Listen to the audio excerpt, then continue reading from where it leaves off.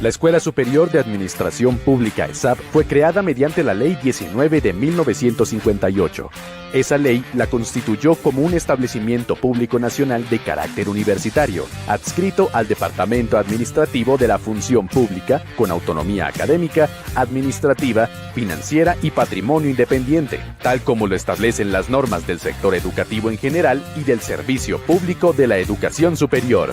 En Colombia somos la única entidad educativa presente en todo el territorio nacional, desde La Guajira hasta el Amazonas, con planes de estudio para toda la ciudadanía y con servicios de apoyo a los gobiernos departamentales y municipales. La ESAP se especializa en una educación con enfoque territorial. Allí radica la verdadera potencia de la ESAP. Además de nuestra sede en Bogotá, estamos en 16 territoriales y 277 lugares de desarrollo. Es gracias a esa amplia cobertura que cada región del país cuenta con profesionales en administración pública territorial con capacitación para la atención a la población vulnerable, profesionales incluyentes y competentes para trabajar por el desarrollo de sus comunidades. La ESAP conoce las necesidades de cada región y también sus oportunidades.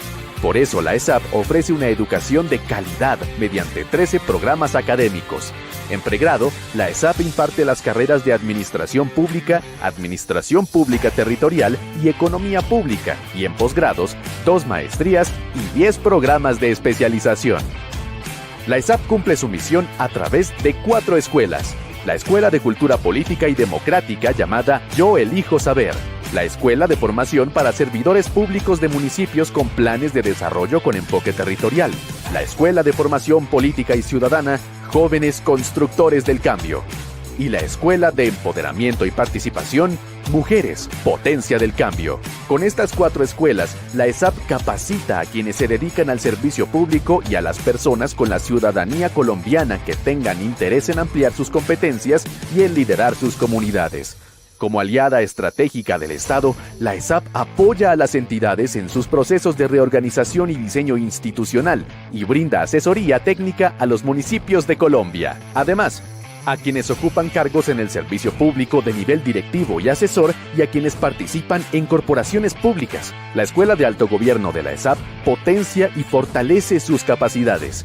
Esta misión la cumple mediante la enseñanza, la investigación, la innovación y la producción de documentos técnicos para fomentar la gobernanza territorial y producir valor en beneficio de todos.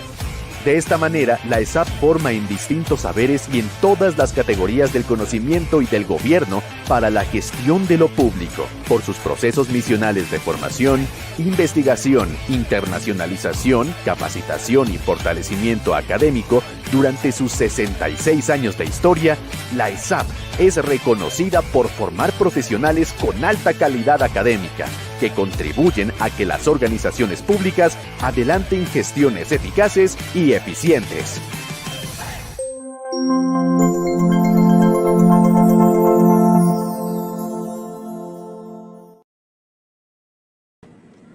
Buenas noches, bienvenidas a una nueva sesión de la Cuarta Cátedra Nacional ESAPista Guillermo Nanetti Concha. Para el semestre 2025-1 tenemos la segunda versión de la Cátedra para la Paz, Justicia Restaurativa y Paz Territorial. Les recordamos que esta cátedra se propone desde la Subdirección Nacional Académica como un ejercicio para toda la comunidad esapista y para el público en general, y se desarrolla en conjunto con la Jurisdicción Especial para la Paz, quien nos ha apoyado constantemente en este ejercicio, quienes también hicieron parte de la primera Cátedra Nacional Esapista y quienes nos han permitido el desarrollo de todos los temas que hemos trabajado hasta el momento y todos los que se van a desarrollar posteriormente. Para esta oportunidad continuaremos con todo lo que tiene que ver con la comprensión del Sistema Integral para la Paz y precisamente todo lo que la JEP ha trabajado en relación con la justicia restaurativa. Y hoy daríamos inicio, según nuestro calendario, nuestro cronograma, a la segunda unidad, que hemos denominado sistemas restaurativos y enfoques, que es algo que ha trabajado muchísimo la JEP y que nos aporta bastante precisamente para toda esta construcción de paz. Para hoy tenemos presupuestado trabajar el tema uno, que hemos denominado la centralidad de las víctimas y los comparecientes de la JEP. Para esto, pues la JEP nos ha pues, hecho partícipe a Angie Ariza, quien pues voy a presentar a continuación, quien nos hablará necesariamente de este enfoque de víctimas y comparecientes, ¿no? Entonces, Angie Ariza es profesional de la Oficina Asesora de Justicia Restaurativa, precisamente. Ella es mediadora, hace parte del equipo que diseña metodologías, realiza mediaciones, co-crea propuestas en escenas simbólicas para procesos de reconocimiento y otros espacios de participación y encuentro entre víctimas y comparecientes en el marco de la Jurisdicción Especial para la Paz, de la JEP. Su formación, ella es socióloga, tiene un magíster en democracia y gobierno, también otro en cultura de paz, conflictos, educación y derechos humanos, y es candidata a doctora en artes y educación por la Universidad de Granada en España. Entonces, pues damos la bienvenida a Angie, le agradecemos su tiempo, le agradecemos su conocimiento, sus aportes que nos puede dar a cada uno de nosotros en la ESAP, en la Escuela Superior de Administración Pública. Le recordamos a Angie que esta es una transmisión en directo vía YouTube por los canales de la Escuela Superior de Administración Pública, y que tenemos asistentes de todo el país, que incluso estos videos también van a quedar alojados en el micrositio de la cátedra, lo mismo que en el canal de YouTube de la escuela, y que se podrán observar en cualquier momento. Simplemente para recordarles a nuestros estudiantes la importancia de su participación. Recuerden que desde aquí que saldrán también las preguntas que eran parte de los cuestionarios evaluativos que se presentarán o que se cerrarán cada una de las unidades. Y en ese sentido también recuerden la importancia de la asistencia. El formulario de asistencia será compartido más tarde, en cualquier momento, lo aclaro de una vez como lo hemos hecho en todas las sesiones, en el chat de YouTube lo encontrará para que por favor lo completen y con eso controlaremos su asistencia.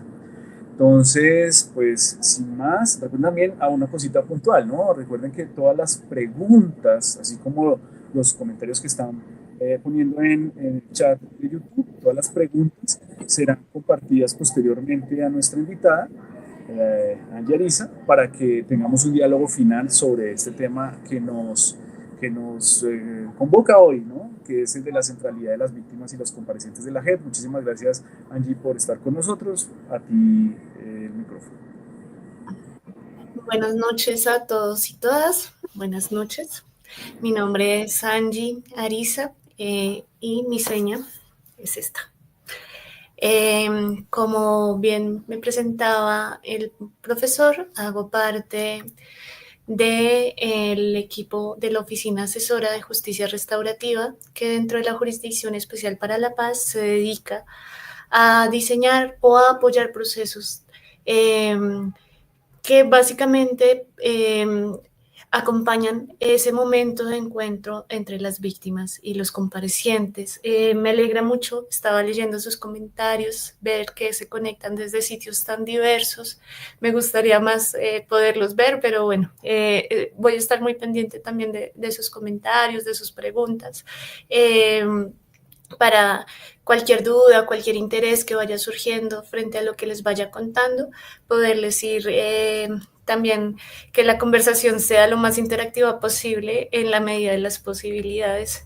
Pero bueno, por ahí vi que se conectan desde el Cauca, desde Caquetá, desde Ibagué, Cali, Chocó, y bueno, pues espero que ser lo más clara posible y también poder entablar una conversación que sea del interés de todos, todas y todes.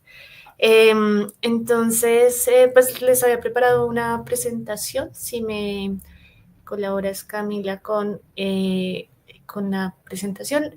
Y primero que todo quería mostrarles un video del proceso restaurativo preparatorio que antecedió la audiencia de reconocimiento regional del caso 1. El caso 1 es el caso que investiga graves privaciones de la libertad y otros crímenes concurrentes dentro de la jurisdicción que fueron perpetrados por las extintas FARC. Y en este momento, en el caso 01, nos encontramos adelantando, liderado por un equipo asesor también del despacho. Sobre todo las metodologías son diseñadas por una asesora de justicia restaurativa, Lina Rondón, y nos encontramos apoyando ese proceso desde mi equipo. Pero como jurisdicción en general estamos adelantando un proceso en donde estamos haciendo audiencias regionales de reconocimiento frente a estos crímenes de secuestro. Y quería mostrarles este video porque creo que ejemplifica muy bien los procesos preparatorios de encuentro entre víctimas y comparecientes, como antes de esta audiencia que es pública, que se ve, que en donde los comparecientes presentan sus reconocimientos, sus aportes a la verdad. También vamos a ver cuáles son esos elementos para que el reconocimiento sea también lo más restaurativo posible. Hay un proceso tanto con víctimas como con comparecientes que prepara este encuentro en una audiencia pública. Entonces, bueno, les voy a mostrar el video y les voy a contar después, poco a poco, cómo llegamos a este escenario de la audiencia. Entonces, si quieren podemos.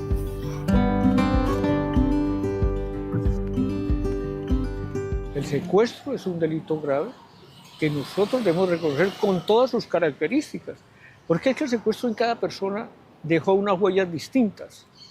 Puede ser muy rico, puede ser muy pobre, puede ser...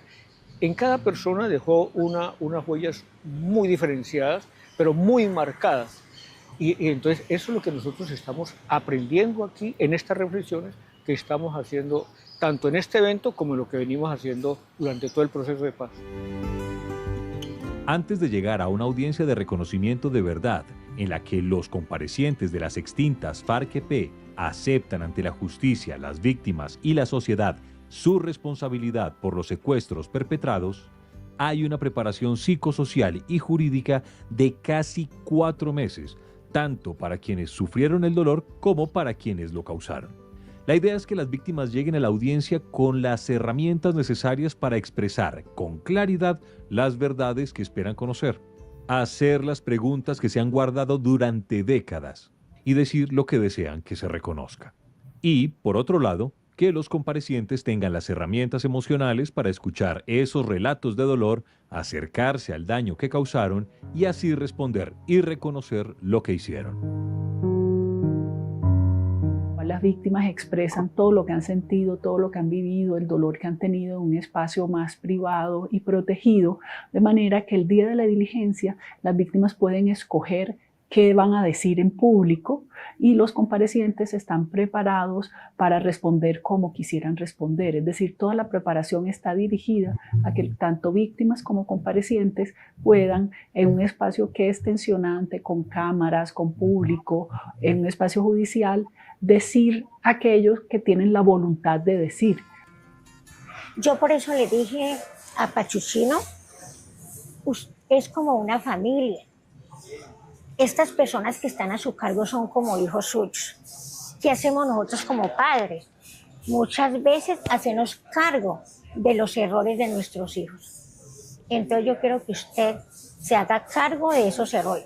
Así usted diga que no era permitido esto, pero usted no podía estar todo el tiempo con ellos a ver qué hacían.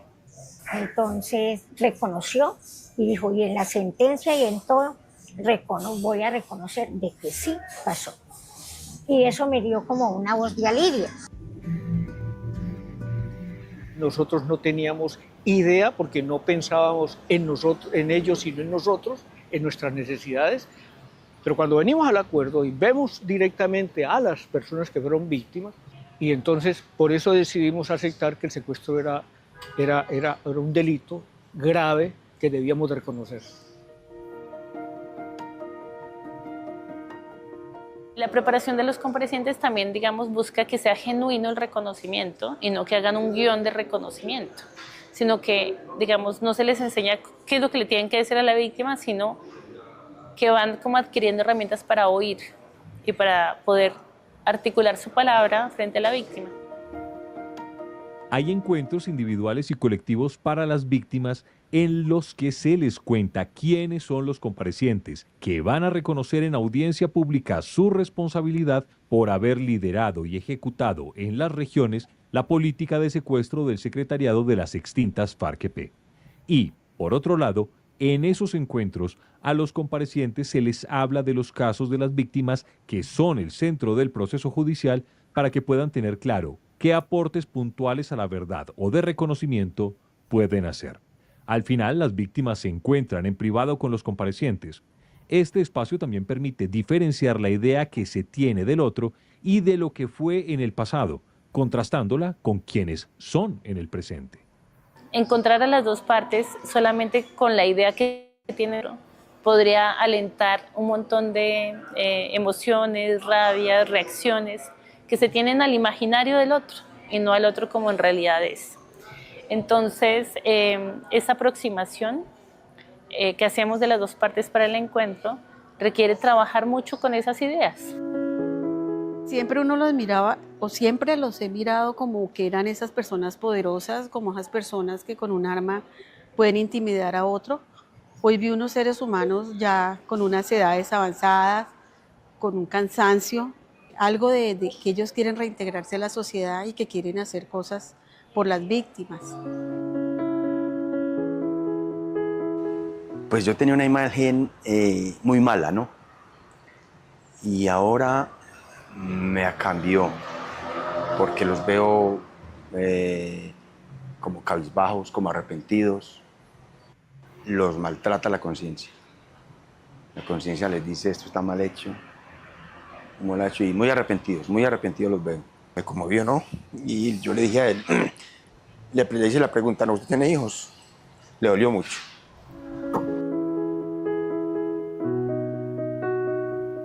Hoy tengo una hija que es mi adoración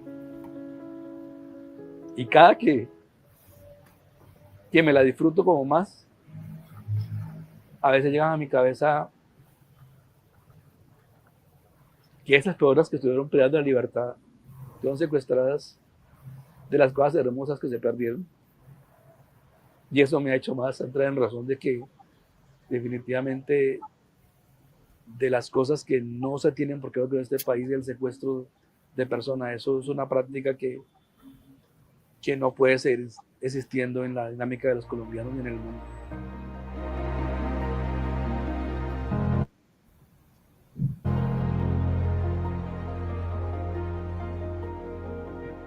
Los comparecientes que vienen a la audiencia de reconocimiento son aquellas personas que libremente han decidido poner la cara, han decidido reconocer su responsabilidad, han decidido que no van a ser vencidos en juicio, sino que la diligencia se va a enfocar en satisfacer las demandas de las víctimas, en ponerle la cara al sufrimiento de las víctimas y a las consecuencias de los crímenes cometidos. Yo me siento responsable de haber cometido daño y dolor a muchas personas en nuestro país, a sus territorios, a sus comunidades. Pero hoy también me siento responsable de resarcir ese daño que cometí. Y siento que la mejor forma de hacerlo es trabajando por la paz, reconociendo lo que se hizo para que las generaciones entiendan qué pasó en el conflicto y por qué no debemos permitir que la guerra se anide en nuestros corazones. La justicia restaurativa es una justicia de encuentros. Las víctimas fueron deshumanizadas en la guerra. Escucharlas deja en evidencia cómo los crímenes afectaron a seres humanos, a familias y a comunidades enteras. De paso, este proceso también permite encontrar la humanidad de los comparecientes que hoy le apuestan a la paz y quienes, después de dejar las armas, reconocen como inadmisible el daño que causaron. Creo que ellos están aceptando para hacer algo por el país, ¿no? Unos si quieren la paz.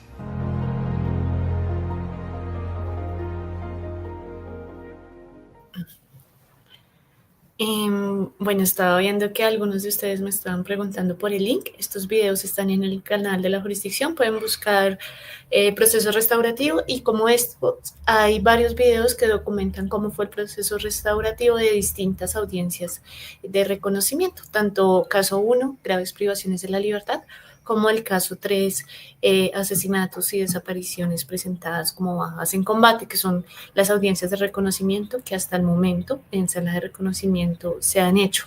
Este año esperamos tener algunas otras audiencias de reconocimiento de otros casos, que ya les voy a contar cómo es el camino también a llegar a la preparación de una audiencia de reconocimiento.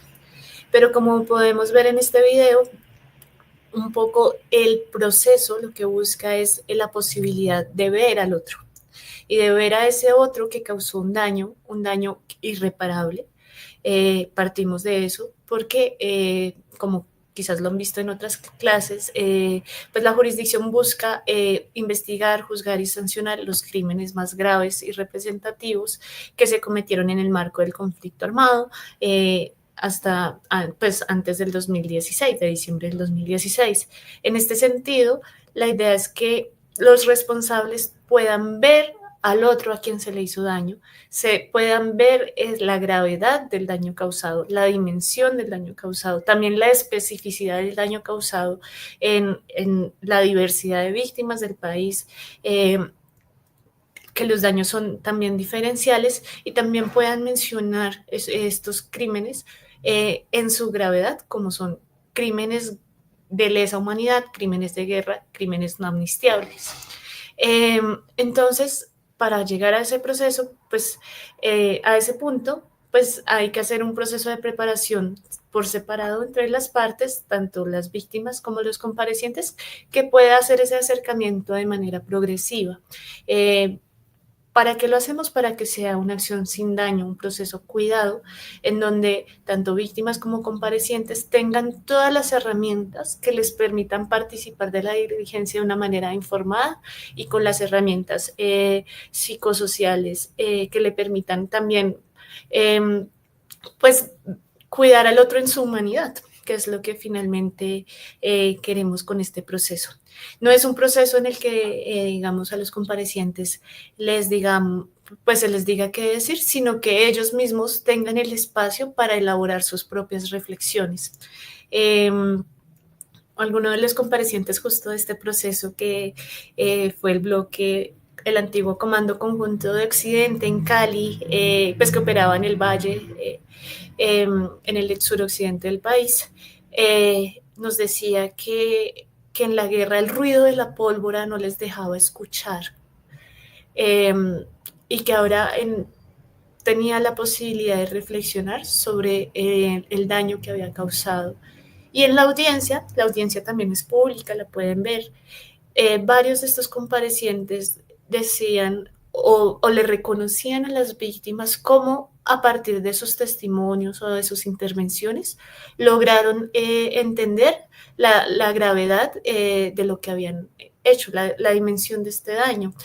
Porque tanto en este caso como en otros casos, también con fuerza pública hacemos estos procesos preparatorios, no es solo el reconocimiento de la responsabilidad del hecho en particular. Por ejemplo, unos asesinato y desaparición presentada como baja en combate, que haya ocurrido en el, no sé, 2007, no solo es que reconozca lo que pasó ese día, sino que pueda pensar qué ha pasado todos estos más de 15 años con la familia, qué generó esa ausencia, qué generó ese dolor, qué generó también la violencia de esa pérdida.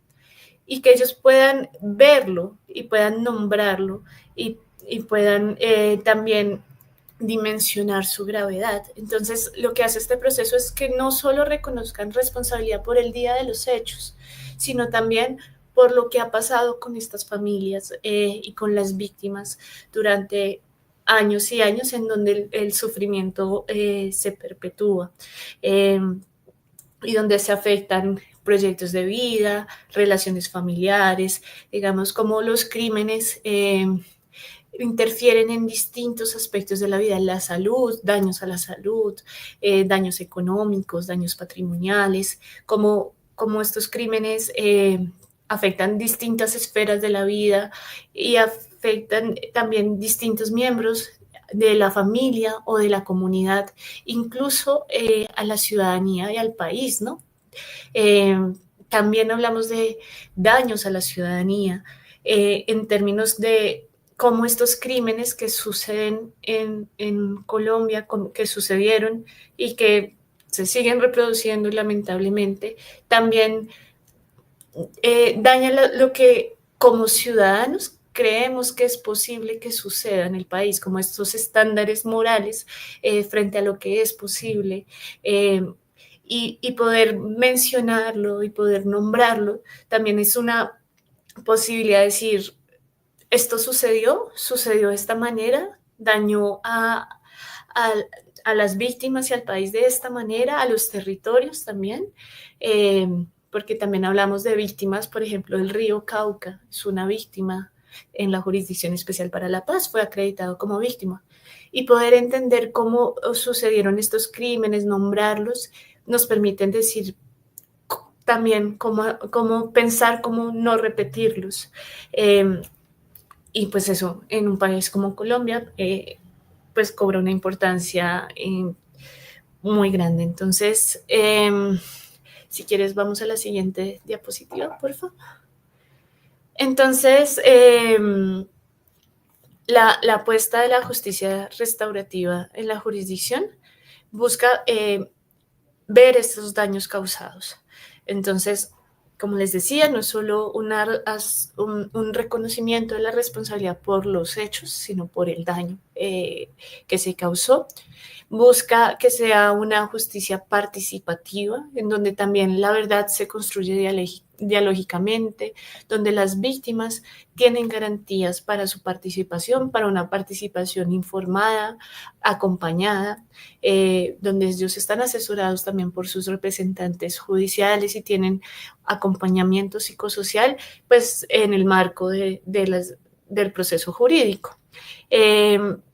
Busca recomponer como estos lazos rotos que como sociedad estos crímenes empiezan a romper el tejido social. Entonces, por ejemplo, cómo la guerra afectó también la confianza entre vecinos, en las comunidades, en las veredas, cómo buscamos recomponer esto como país también.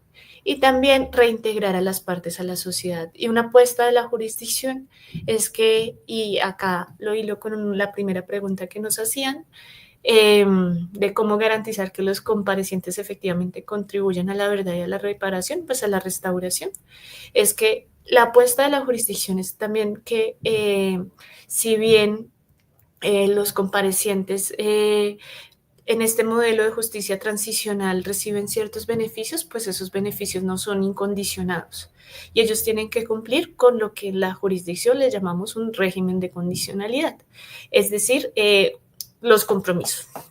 Y estos compromisos que son, en parte, el primero, aportar una verdad exhaustiva, detallada, contribuir a la restauración de las víctimas y la no repetición también. Entonces, por ejemplo, en estas audiencias de reconocimiento, los comparecientes aportan su verdad, hacen un reconocimiento del daño causado, buscamos que el reconocimiento sea lo más restaurativo posible, pero después de esta audiencia de reconocimiento, estos aportes son evaluados también por la magistratura. Lo que hacemos es contrastar los aportes. Entonces, pues lo que se busca es que estos aportes correspondan pues lo más posible con la verdad de los hechos y sean lo más restaurativos posibles. Entonces sí hay como una evaluación de estos aportes hasta ya después llegar a una resolución de conclusiones y bueno, luego les voy a ir contando como también qué pasa después de las audiencias de reconocimiento. Primero les cuento qué pasa antes y después qué sigue de ahí, pero mi respuesta a esta pregunta es que ellos tienen el compromiso para poder acceder también a los beneficios y a este camino, a este modelo de justicia restaurativa, si no se inicia otra ruta. Aquí esta audiencia que vimos es parte de una sala en la jurisdicción, que es la sala de reconocimiento de verdad y responsabilidad de los hechos y conductas. Aquí en esta sala se determinan cuáles fueron los máximos responsables de los hechos que se investigan, es decir, las personas que sí o sí fueron determinantes para que esto se pasara de una manera sistemática. Lo voy a explicar más adelante, pero también hay unas rutas diferentes para las personas que tienen niveles distintos de responsabilidad. Sin embargo, todos tienen el deber de aportar a la verdad, aportar a la restauración y pues comprometerse a la no repetición. Entonces, la respuesta a esta pregunta de Wilson es, tienen unos compromisos. Y bueno, aquí creo que la segunda pregunta era muy por el mismo lado. Entonces, bueno, esto es lo que entendemos por justicia restaurativa. Si quieres, darle a la siguiente. Y lo que buscamos es algo que pues en la Oficina Asesora de Justicia Restaurativa también hemos llamado como una dislocación.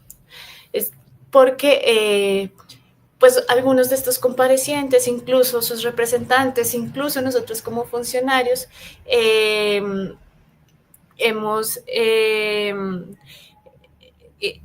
estamos como muy acostumbrados a un modelo de justicia distinto. Si bien estos modelos de justicia restaurativa o justicia transicional, creo que lo vieron también en clases anteriores, pues no se los inventa la jurisdicción, tiene unos antecedentes, incluso en Colombia la justicia adolescente también tienen unos antecedentes importantes, o las justicias propias de los pueblos indígenas también tienen pues nos han enseñado mucho. Pues digamos que el común, el imaginario común de justicia, pues sí estaba para una gran parte de la población muy ligado a la justicia adversarial. Entonces, ¿cómo nos cambiamos el chip?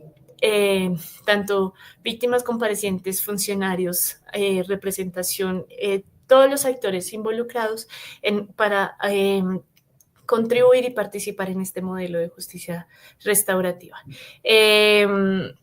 Listo. Entonces, uno es como los comparecientes parten de la aceptación de los hechos, como sí, esos hechos pasaron, que es como una primera dimensión del reconocimiento, la aceptación de que eso sucedió. A eso le llamamos como el reconocimiento fáctico de la responsabilidad, aceptar que efectivamente eso sucedió. No siempre partimos de ese punto, digamos que hay ocasiones en las que de antemano eso no se reconoce y pues transitan por la vía adversarial dentro de la jurisdicción, en donde también ellos empiezan un juicio muy parecido a la justicia ordinaria y en caso de no demostrar su inocencia, pues pueden llegar a tener penas de hasta 20 años de cárcel. Pero digamos que en el modelo de justicia restaurativa, si transitan como la vía del reconocimiento de responsabilidad, pues partimos de poder transitar desde la aceptación de que los hechos efectivamente sucedieron a un reconocimiento más amplio y restaurativo de, como les hablaba, de esta responsabilidad. Y en este sentido, pues como transitamos de no solo se transgredió una norma, una ley, sino que se afectó todo un orden social y un orden moral, una idea, como les decía, de lo que es posible. Y no es solo reconocer que se violó como un estatuto jurídico, sino que además pues afectó a una sociedad en su conjunto y en distintas dimensiones. La idea es, los comparecientes presentan primero unos reconocimientos, una aceptación de la responsabilidad y cómo lo hacen también en público, en el caso de estas audiencias públicas de reconocimiento de la sala de reconocimiento. Y también, aunque la magistratura es una figura pues muy importante, que representa la terceridad, como también el poder del Estado y de esta función de impartir justicia, como el reconocimiento se hace ante las víctimas. Algo que también que reconocemos en los comparecientes es como esta dignidad también de dar la cara frente a los hechos cometidos y cómo hacerlo en frente de un país entero y de las víctimas a las que se les causó este daño y pues finalmente víctimas de crímenes de guerra y de lesa humanidad. También pues algo que diferencia mucho, digamos, este modelo de justicia restaurativa es que finalmente aquí entre más verdad se aporte, entre más verdad digan, mucho mejor les va, digamos, dentro del proceso.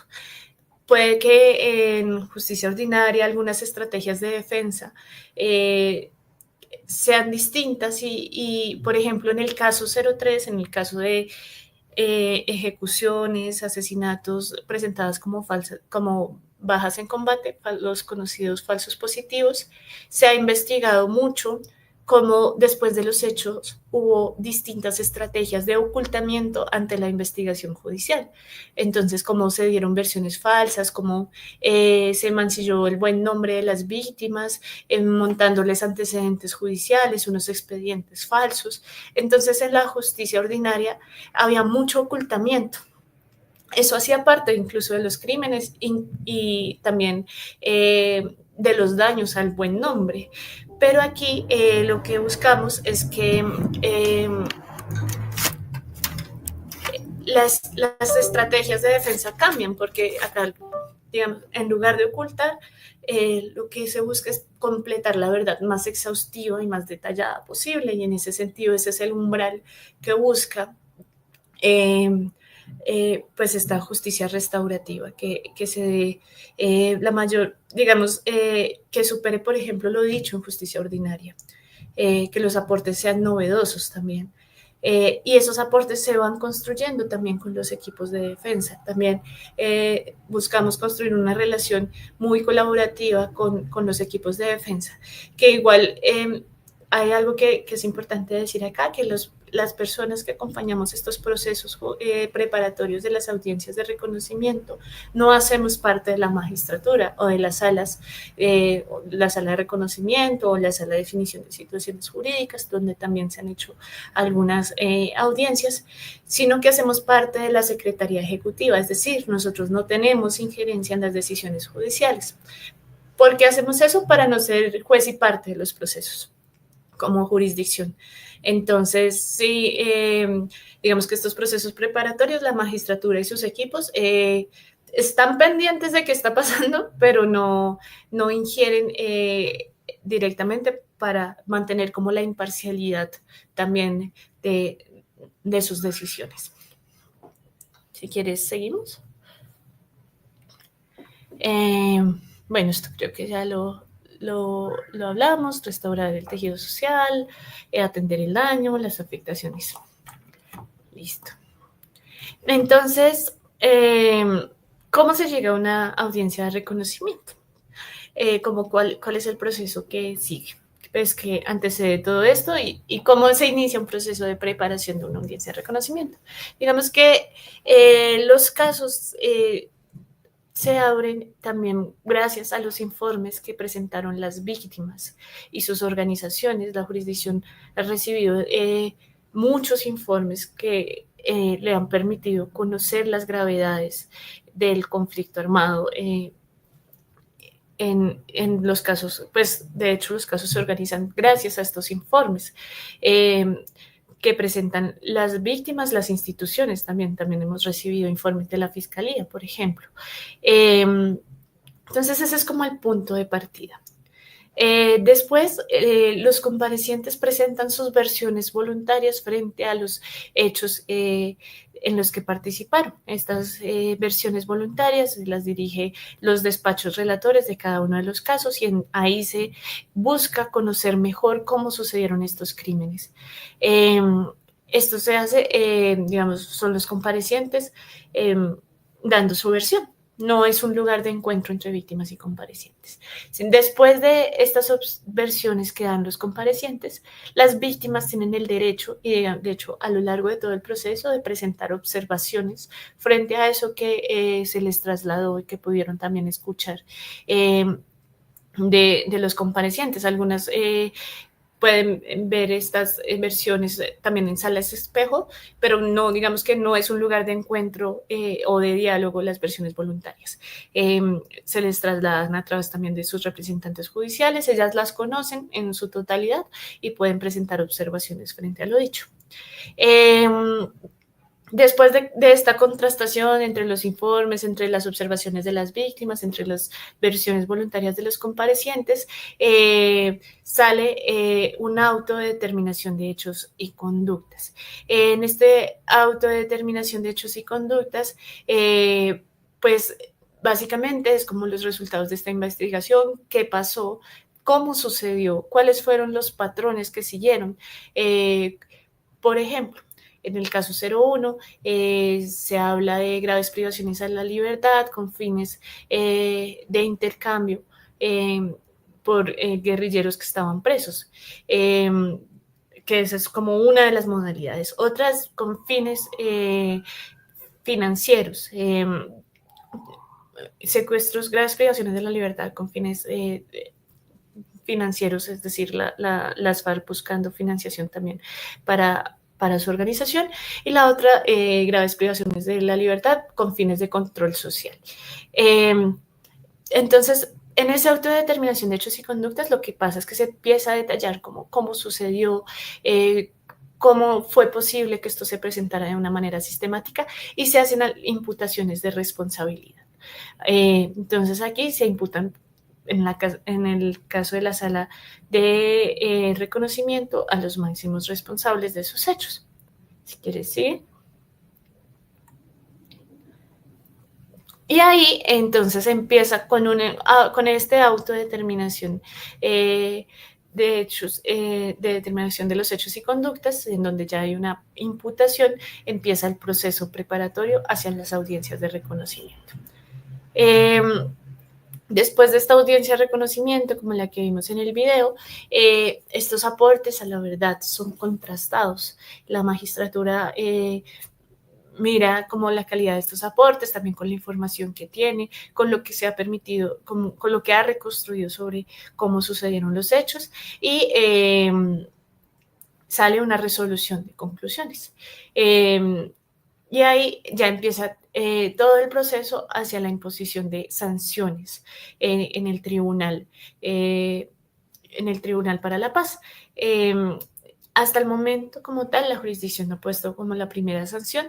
Están, digamos, ya han sacado varias resoluciones de conclusiones después de estas audiencias de reconocimiento, y están en el proceso de estudiar estas posibles sanciones, por ejemplo, para el caso del secretariado frente a las graves privaciones de la libertad, que fue quizás una de las primeras audiencias de reconocimiento, o también para, bueno, ya han pasado varias, Catatumbo, Costa Caribe, en el caso 03, falsos positivos. Entonces, estamos como en ese proceso después de la audiencia. Si quieres, dale a la siguiente. Algo que es importante, y yo les he hablado mucho de la sala de reconocimiento, es que lo que hace es,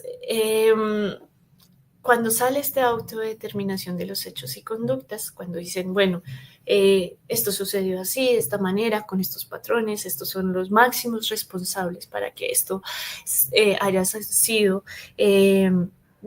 como tan sistemático. Digamos, por ejemplo, les voy a poner como casos concretos para que sea más fácil de entender.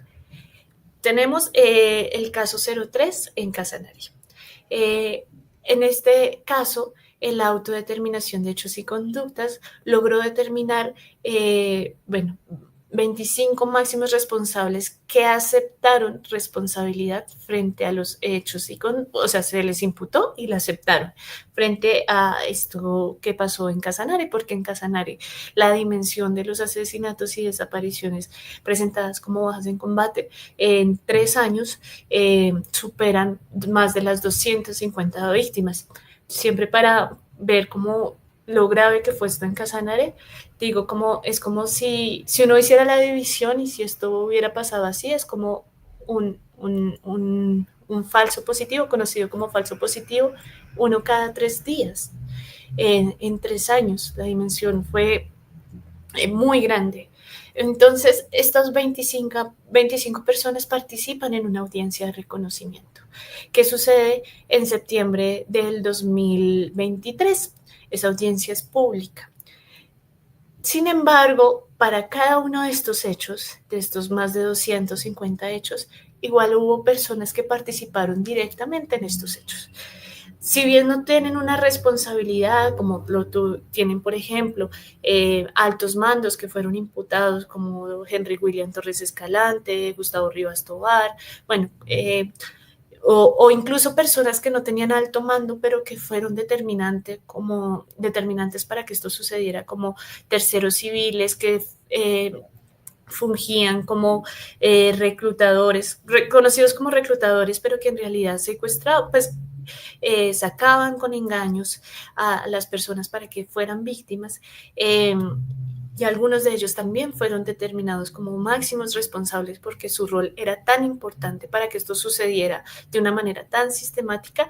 Entonces, estas personas, digamos que surgen un proceso en la audiencia de reconocimiento, en la sala de reconocimiento. Sin embargo, hay personas que participaron con otro nivel de responsabilidad, que igual son responsables, de una manera distinta, pero son responsables en cada uno de estos hechos.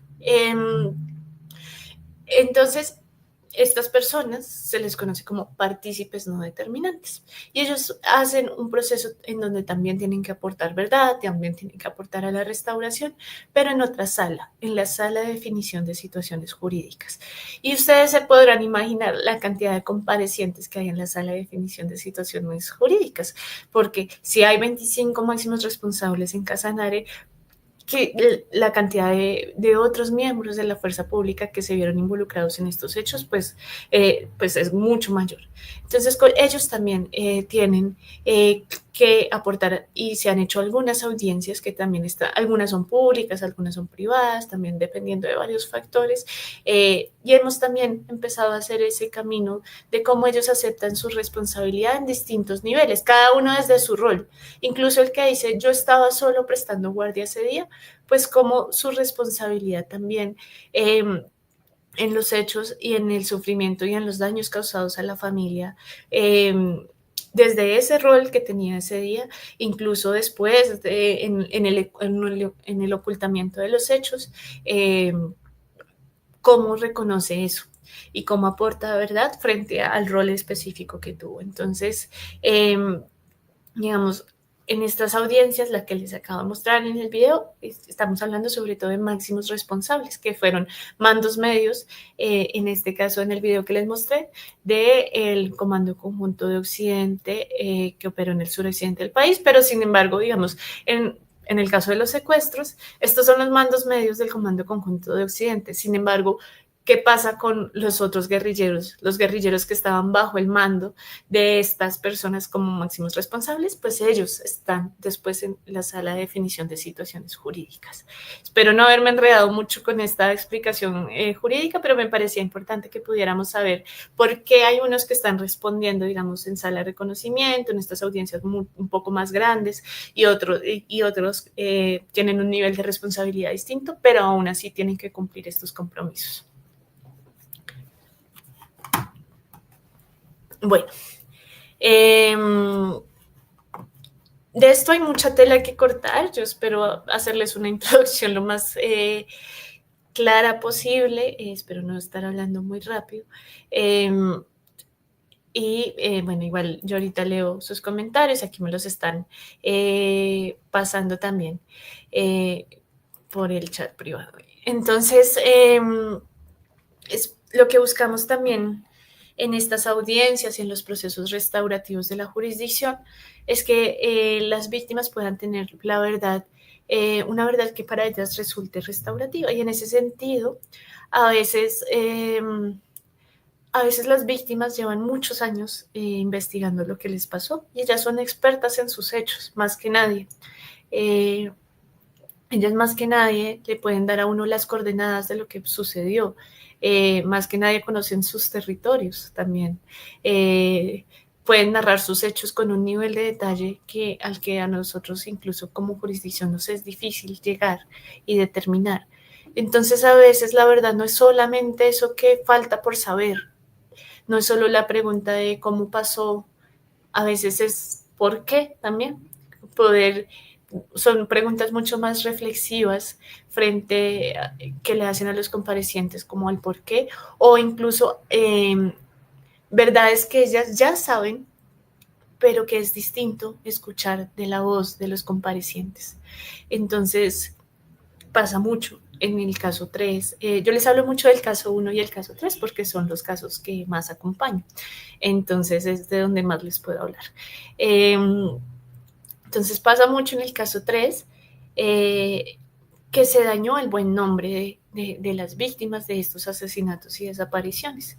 Se les pusieron etiquetas, se dijo por medios o en sus antecedentes judiciales que algunos se les señaló de ser miembros de grupos armados, de tener antecedentes extorsivos, que esto pasaba mucho en Casanare también.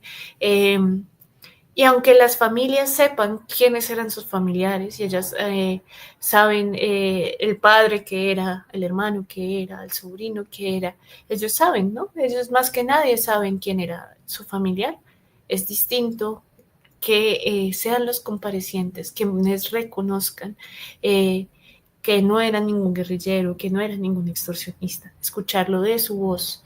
Entonces no es solo una demanda de lo que falta por saber, digamos que esta verdad no es solo lo que falta, sino también lo que es necesario que sea reconocido públicamente.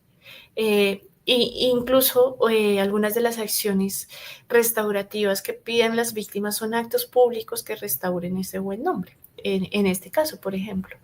Entonces, digamos que la verdad es eso, no solo lo que pasó, sino el daño y también que se reconozca, sino esto que necesitamos, que aunque ya sepamos, necesitamos que sea reconocido. Si quieres, el siguiente. Bueno, entonces, un poco cómo es este proceso. Pues después de la autodeterminación de hechos y conductas que nos dice el despacho, bueno, esto sucedió así, de esta manera, estos son los responsables, esto es lo que se les imputa, pues todos estos máximos responsables se les imputan hechos, crímenes de guerra, de lesa humanidad y digamos, en el caso de graves privaciones de la libertad se les imputa graves privaciones de la libertad, pero además otros crímenes concurrentes, porque además del secuestro, pues hay otros crímenes conexos a este. Entonces, bueno, con las víctimas que decidan participar de este proceso, empiezan una serie de encuentros preparatorios, cada uno por su lado. Entonces, hay unos encuentros preparatorios, suele ser más o menos 4 encuentros preparatorios, en donde a las víctimas se les brindan primero información sobre en qué momento procesal están, como he estado intentando como ubicarlos. Estas rutas procesales a veces pueden ser muy complejas, entonces que todas estemos como paradas en el mismo lugar, en qué momento del proceso judicial estamos, qué antecedió, qué siguió, qué se ha dicho, por ejemplo, qué se ha dicho sobre su caso en versiones voluntarias, qué se respondió a las observaciones, cuando se hace la imputación de los hechos, qué respondieron los comparecientes, como que todos tengamos esta información, y esto es clave para que las víctimas también puedan participar de la manera más informada posible sobre, pues, en el proceso. Y también, como les decía, se les va acercando a esa imagen del otro. ¿Quiénes son estos máximos responsables imputados? O incluso en sala de definición también cuando hacemos procesos preparatorios, ¿con quién nos vamos a encontrar? ¿Qué cargo tenía? ¿Qué mando tenía en ese momento? ¿Qué fue lo que se le imputó? También, ¿cuántos años tiene ahora? Como que puedan ir también conociendo, por ejemplo, el rostro. A veces les mostramos fotos de su rostro, cómo lucen ahora, porque han pasado de algunos hechos muchos años. Entonces creemos que el día de la audiencia, es distinto verlos el día de la audiencia inesperadamente, sin saber cómo luce el otro, a poder ya tener una imagen. Y yo creo que el fin de estos procesos preparatorios al final es disminuir la incertidumbre de lado y lado. Y acá se mueven muchas emociones también, el miedo, de parte y parte. Yo creo que el miedo quizás es una de las emociones más comunes frente a cuando se inicia este proceso, ese miedo al encuentro, la ansiedad. Bueno, al final son procesos que llevan caminando muchos años y que mueven el corazón. Y cómo poder acompañar. Hoy una víctima decía cómo el equipo es un bordón, un bordoncito donde se pueden apoyar, no solo el equipo de la jurisdicción, sino de hecho mucho más sus equipos de representación judicial que les han venido acompañando. Algunos, yo siempre destaco, por ejemplo, la labor de representantes judiciales que acompañan a las víctimas incluso antes de la existencia de la jurisdicción. Por ejemplo, en Casanare, el caso 03, el Comité de Solidaridad de Presos Políticos venían acompañando y llevando estos casos desde antes de la existencia de la jurisdicción, y los conocen a un nivel de detalle y tienen unos lazos con las víctimas muy fuertes. La Comisión Colombiana de Juristas, digamos, hay la representación judicial, no solo es la representación judicial, sino es también una red de apoyo y de confianza para las víctimas en este proceso que atraviesan con la jurisdicción, y también en otros escenarios judiciales, porque digamos, las han venido acompañando en distintas etapas del proceso. Cuando ya, digamos, esto sobre todo en sala de reconocimiento, ya hay este espacio preparatorio, ya, digamos, contamos con la información suficiente de con quién nos vamos a encontrar, en qué parte del proceso estamos, también herramientas psicosociales para poder abrazar las emociones también y de la mejor manera, y que la participación sea lo más cuidadoso posible de lado y lado, ¿no? También del lado de los comparecientes hay muchas emociones que se mueven en este proceso, y ellos también tienen su representación judicial, que también es su red de apoyo y su acompañamiento psicosocial. Lo que buscamos también es que este encuentro no se haga solamente en el marco de una audiencia, sino que puedan primero poder conversar desde lo humano, sin una implicación judicial, de una manera muy cuidada, con unos mediadores y mediadoras que están formadas para mediar estos diálogos, pero que puedan hablar y preguntarse todo lo que tengan que preguntarse, poder aclarar con mayor detalle los hechos, y después ya llegar a un proceso de audiencia de reconocimiento, en donde ahí se hacen estos reconocimientos públicos. Pero el fin del encuentro privado es que el encuentro no sea ante la mirada de todo el mundo el primer encuentro, y que esta conversación se dé muy desde lo humano. Y se puedan hacer todas las preguntas que se tengan que hacer, aun cuando no tengan una implicación judicial. A veces, digamos que las víctimas tienen preguntas que les han rondado la cabeza por muchos años. Por ejemplo, ¿cuáles fueron las últimas palabras que recuerdan de su familiar? Bueno, muy, muy desde lo humano, y ahí como que también es el espacio para que ellas puedan hacerlo. Y también la audiencia, como les decía, los reconocimientos que busca la jurisdicción, pues es más que un reconocimiento solo de lo que pasó, de los hechos. pero digamos que tenemos este espacio previo que es voluntario, que es privado, pero sobre todo la voluntariedad, digamos, que es clave ahí. Las víctimas y también, pues digamos que las partes están voluntariamente en ese encuentro. Bueno, esto es como el proceso de preparación. Si quieres darle la siguiente. Entonces, como les decía, después del auto vienen talleres con cada una de las partes por separado, hasta ya después llegar a un encuentro privado, a una audiencia de reconocimiento. Este es como el modelo general. Sin embargo, pues cada caso tiene sus particularidades, cada subcaso y sus propias dimensiones. Por ejemplo, ahora se acaba de imputar la responsabilidad, acaba de salir el autodeterminación de hechos y conductas del caso 3, falsos positivos en Antioquia, y es el caso que más víctimas tiene acreditadas en la jurisdicción. Entonces, la dimensión de este proceso restaurativo, pues es... pues digamos que no tenemos un antecedente de un proceso con tantas víctimas, pues este modelo pues tiene algunas adaptaciones. También, digamos, los talleres con comparecientes, algunos se hacen de manera grupal, pero también si hay que hacer sesiones individuales, se hacen sesiones individuales, igual con las víctimas. Buscamos que sea el proceso más cuidadoso posible, y también nos ayudan mucho a estructurar la representación judicial. Inclusive las mismas víctimas nos han permitido conocer cómo hacer de estos procesos mejor cada vez.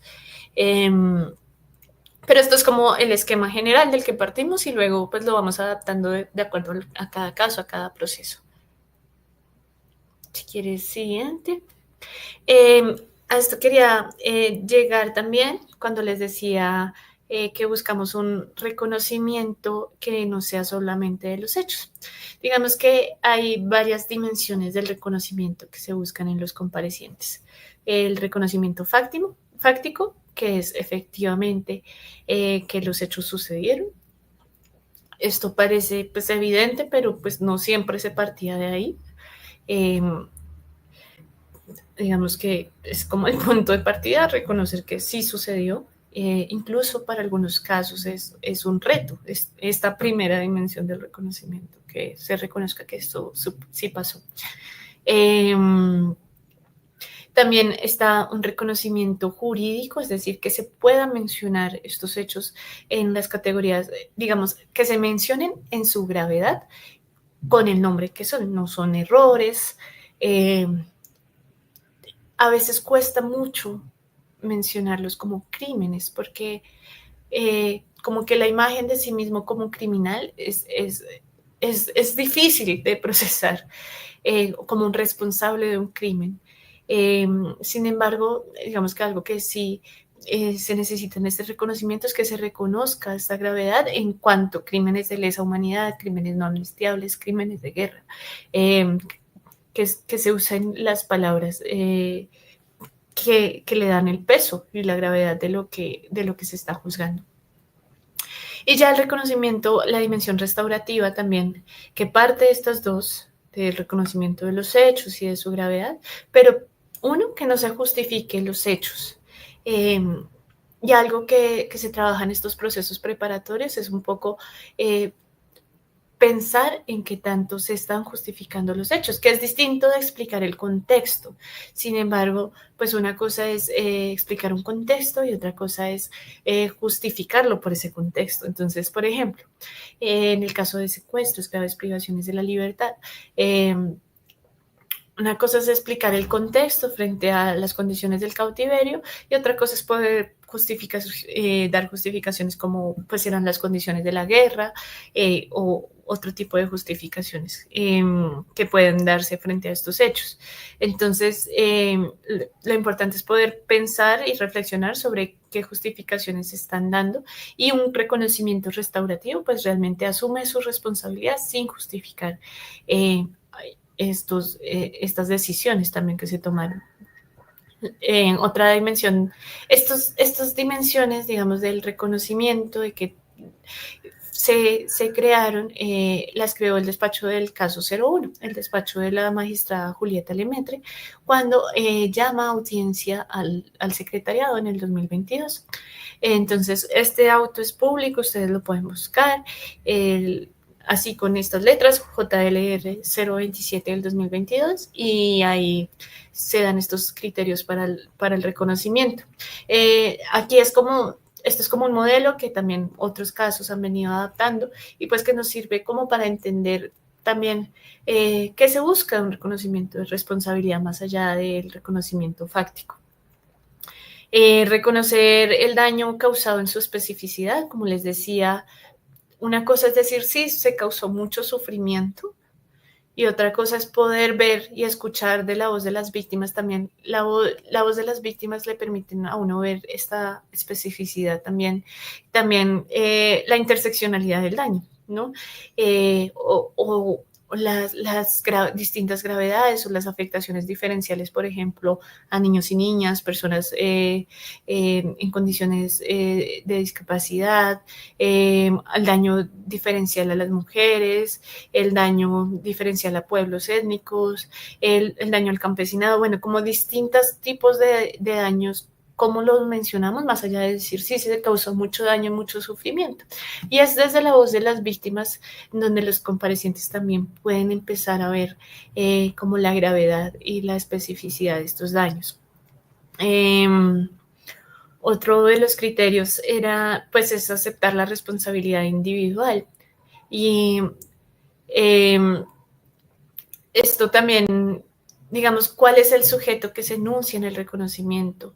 ¿Cómo acepto las responsabilidades de las decisiones que yo tomé? No, digamos, porque a veces se habla en plural, nosotros, la organización, o sí, como la organización, digamos, bien sea fuerzas militares o bien sea FARC, pero como sujeto enuncio mi responsabilidad de lo que yo hice, lo que yo decidí.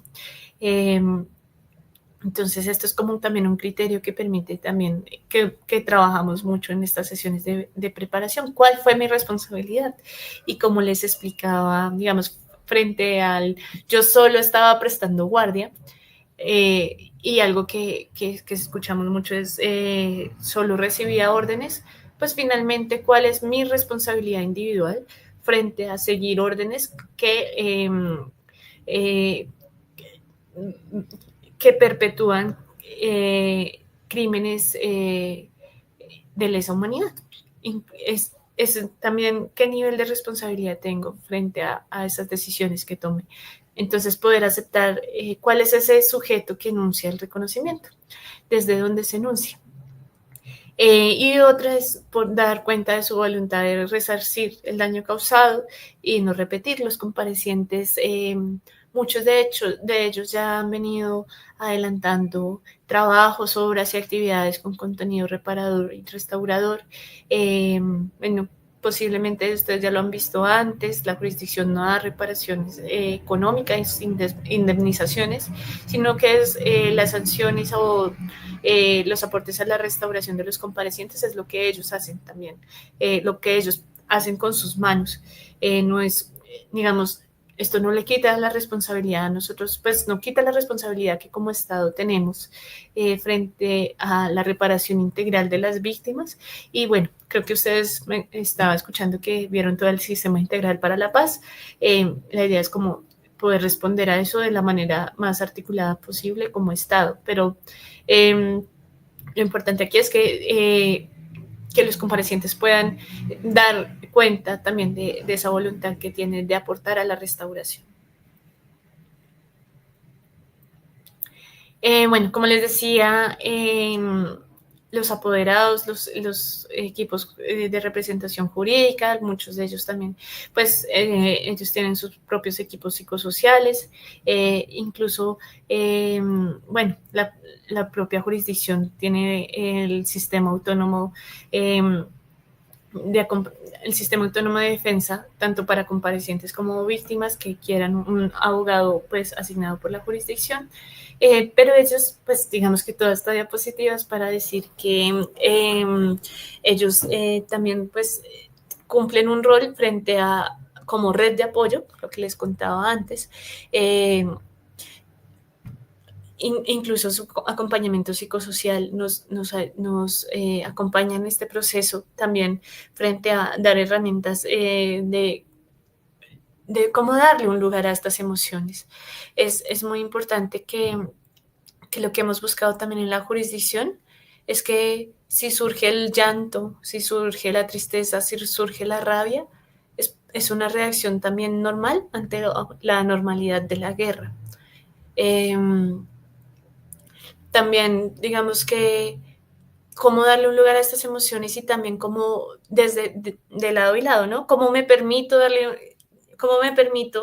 poner mis emociones en el escenario, en un escenario judicial, cómo me permito y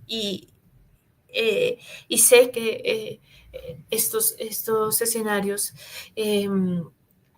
reavivan muchas emociones, tanto con víctimas y comparecientes, y cómo logro darle un lugar a la emoción del otro, sobre todo los comparecientes, cómo puedo ver en el otro esta humanidad. Incluso también que decimos mucho, ¿no? Pues si la rabia surge es porque finalmente estamos hablando de crímenes graves.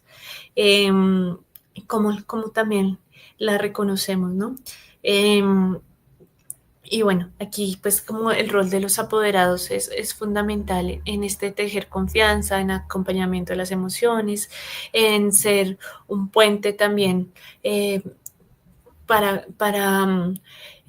comprender y participar de la manera más informada posible en este escenario de justicia restaurativa. Son ellos los que funcionan como que hacen estos traslados de lo que se dice de lado y lado, ¿no? De las primero las versiones voluntarias, después de las observaciones. Y yo creo que estos equipos de acompañamiento de las víctimas, pues son de las víctimas y los comparecientes son fundamentales en la materialización del paradigma de justicia restaurativa, incluso los equipos de defensa. Hay equipos de defensa que son súper comprometidos en este modelo. Entonces, por ejemplo, en esta experiencia del Comando Conjunto de Occidente tuvimos un equipo de defensa que estaba muy comprometida con la reconstrucción de los hechos para lograr los reconocimientos más amplios posibles en los comparecientes. Entonces, a veces tenemos, pues digamos que las víctimas que participan, aunque sus casos hacen parte, la jurisdicción encuentra suficientes elementos para imputar la responsabilidad, bien sea a las FARC, a las fuerzas militares, pues hay algunos casos en donde el reconocimiento del hecho a hecho se dificulta por distintas razones, porque los directos responsables o no están, o no son comparecientes, o no son firmantes, o bueno, pasa pues, por distintos hechos, o porque digamos que hay que encontrar distintos elementos para lograr ampliar estos reconocimientos. Y los equipos de defensa son claves en esta tarea de cómo trabajar hecho a hecho y también y poder lograr pues una verdad lo más amplia posible para las víctimas. Y ya creo que había quedado hablar hasta las 7:15, son las 7:16, entonces no sé si empezamos a responder las preguntas. Hola Angie y estudiantes, ¿cómo están? Hay novedades, el profesor Wilson, espero que me estén escuchando bien y viendo bien, el profesor Wilson que está en Neiva me dice que está cayendo un aguacero impresionante, que tumbó postes, todo, estás en internet, entonces paso yo por aquí como a reemplazarlo en parte. He estado mirando atento al chat, digamos, por ahora hay algunas preguntas. Sin duda los estudiantes a partir de este momento van a empezar a llenarnos de preguntas, pero Angie, si quieres vamos ahí como mirando algunas, a ver si de pronto nos puedes colaborar como dándonos luces. Carol Rodríguez pregunta cuáles son los principales desafíos para garantizar que los comparecientes contribuyan a la verdad y a la reparación de las víctimas de manera efectiva. Sí, eso no sé si quieras, Angie, que mencione todas las preguntas y después hacemos una respuesta general, o si quieres vamos una a una. Ah, Las bueno, vamos a ir aquí, respondiendo una a una, yo creo. pero aquí nos aparece en pantalla la pregunta. Entonces, bueno, vamos una a una, Angie. Bueno, esta intenté responderla un poco en lo que les iba conversando. Y yo creo que el primer desafío y el más importante es que ellos puedan comprender este modelo de justicia, como esta apuesta de justicia que tenemos, en la medida en la que es distinta a los modelos de justicia ordinaria, en donde, como les decía, a veces la estrategia de defensa era el ocultamiento de los hechos.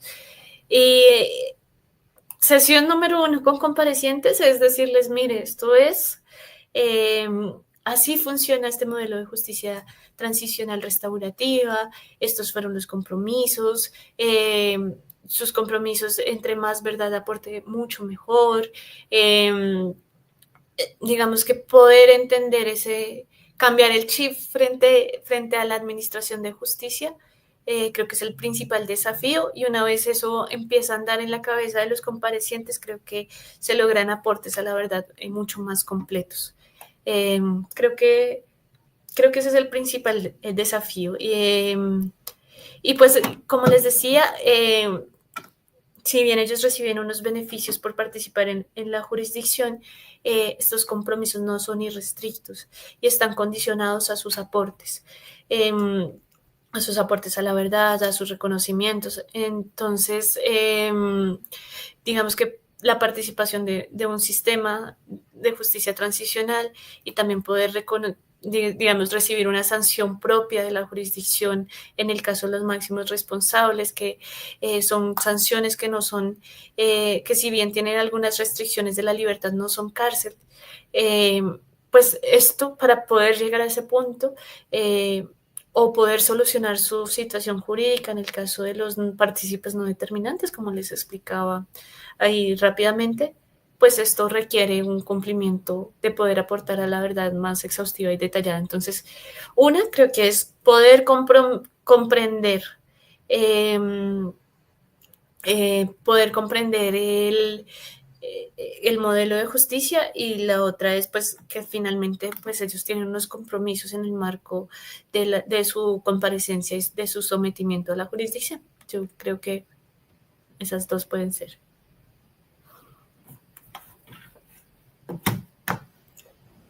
Gracias, Angie. Aquí estaba recibiendo mensajes del profesor Wilson. Todavía siguen el mismo problema. Pero continuemos nosotros, ¿cierto? Me indica que algunas cosas para referirle a los estudiantes, pero lo podemos hacer después de las preguntas. Entonces, dice Guillermo Navarrete Hernández, ¿cuál ha sido la mayor dificultad para determinar quiénes son los máximos responsables de delitos de lesa humanidad y crímenes de guerra? Sí, supongo que un poco la pregunta va es cómo se sabe quiénes en realidad tienen esa posibilidad de mando, ¿sí? y quiénes no, o cuáles son como los criterios para determinar de los comparecientes quiénes van a asumir esas responsabilidades.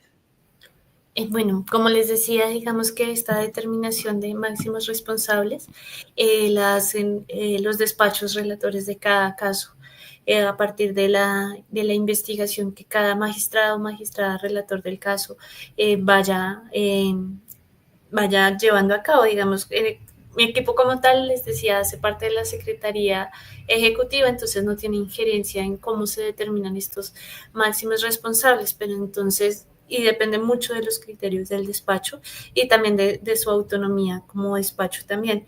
Pero yo creo que el mayor desafío es la dimensión de los hechos, o sea, la carga de, digamos que estamos investigando, juzgando y sancionando crímenes de guerra y de lesa humanidad de muchos años de conflicto.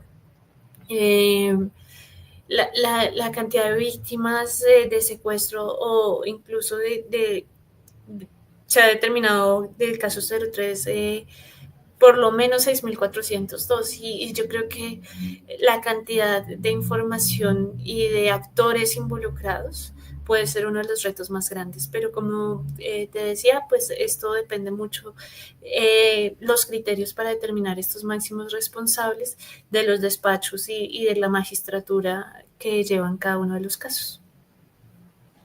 Sí, sí, hay que entender, digamos, que la JEP pues, es una organización muy compleja, ¿cierto? Y que tú estás trabajando, digamos, en una oficina particular de estas, hay muchas decisiones o muchos temas incluso que escapan a tu experticia, aunque si bien estás ahí, pues como enterada de todo, supongo, de todo un poquito, porque veo aquí que algunos estudiantes ya hacen unas preguntas, digamos, con relación a otros temas, ¿sí? Que quizás nos puedas ayudar, no sé, ya ahí miramos dice Guillermo nuevamente, qué relación existe entre el Estatuto de Roma con la justicia transicional. Sí, no sé si Angie pueda darnos luces al respecto. Bueno, yo soy socióloga, pero sí digamos que partimos del Estatuto de Roma, pero digamos que esto no quisiera inventar una respuesta jurídica desde la sociología, pero que Sí. tiene que ver. Sí, no, un poco digamos como si quizás sirva como de luces, pues el Estatuto de Roma es una justicia internacional, sí, que solo opera cuando las justicias nacionales, sea la justicia ordinaria o sea la justicia transicional, digamos, no responden a las necesidades de justicia de la sociedad. ¿Cierto? Eso es un poco lo que yo he logrado entender. Yo he seguido aquí las cátedras y sin duda el Estatuto de Roma tuvo una influencia en los sistemas penales a nivel internacional, que quizás incidió en el diseño o en las maneras cómo se establecen las justicias pues, en cada país, ¿cierto? Entonces, sin duda es un antecedente importante, ¿sí? Seguramente alguien más experto podrá ahondar en ello, pero básicamente creo que con eso podríamos darle respuesta a Guillermo. Y aquí hay otras que pronto, si yo no recuerdo muy bien las siglas, Estefanía pregunta qué son las TOARs, quizás lo vio en tus diapositivas. No recuerdo muy bien la sigla, pero son estas actividades, ¿cierto? Bueno, Sí, no sé, te doy la palabra. son trabajos, obras y actividades con contenido reparador o restaurador. Algunos de estos trabajos, obras y actividades los hacen los comparecientes. No son, digamos, los hacen los comparecientes buscando aportar a la restauración del daño causado. Entonces, muchos de ellos han hecho, por ejemplo, actividades de infraestructura o actos públicos de reconocimiento de responsabilidad, o han construido placahuellas o han hecho proyectos productivos con las víctimas, y ellos pueden certificar esos trabajos, obras, actividades con contenido restaurador. Y en el caso, por ejemplo, de máximos responsables, si han hecho algunos de estos trabajos, pedir que sean tenidos en cuenta como parte de su sanción. Sin embargo, pues es algo que pues ellos hacen, digamos, por ejemplo, hay distintos proyectos restaurativos que se han venido en la que han venido participando los comparecientes. Están los TOAR, pero también hay unos proyectos que la misma jurisdicción ha venido impulsando como proyectos pilotos restaurativos. Entonces, uno que fue muy famoso fue Siembras de Vida, donde los comparecientes participaron de un proyecto de restauración ecológica, pero todo esto busca hacer aportes a la restauración. Sin embargo, estas no son las sanciones, y eso es algo que es importante que lo tengamos claro, porque a veces, digamos que a veces los medios, al no conocer tanto el modelo, pueden hacer afirmaciones como que máximos responsables pagan su sanción sembrando árboles, y no, son actividades en las que ellos participan, digamos, buscando cumplir ese régimen de condicionalidad, esos compromisos de aportar a la restauración, pero no son las sanciones, son cosas distintas. Incluso vi que había una pregunta frente a a si la reparación a las víctimas podía ser económica. Y digamos que en el marco de la Jurisdicción Especial para la Paz, no. La reparación, no se dan indemnizaciones económicas a las víctimas, pero no es porque el Estado, como les decía, no tengan el deber de hacer una reparación integral, sino que en este modelo de justicia transicional, pues no es competencia de la jurisdicción, aunque bien necesita articularse con otras instituciones, como por ejemplo la Unidad para las Víctimas. Pero pues sesión número 1 con las víctimas, decir en qué fase del proceso estamos y también poder aclarar esto. Sin embargo, pues están en todo su derecho, en todas las audiencias, de seguirlo reclamando, ¿no? Porque finalmente es su derecho a la reparación integral. Y lo van a reclamar en cualquier espacio que tengan con el Estado. Sin embargo, pues no es competencia de la jurisdicción, pero sí del Estado una reparación integral. Gracias, Angie. Sí, yo no veo por ahora más preguntas y yo creo que podemos ir dejando por ahí. Sin embargo, el profesor Wilson me encomienda. Bueno, aparte de las preguntas, veo yo muchos comentarios de las y los estudiantes al respecto de cuestiones diversas de la cátedra. Algunos dicen que no tienen acceso a Moodle, otros hablan de los cuestionarios.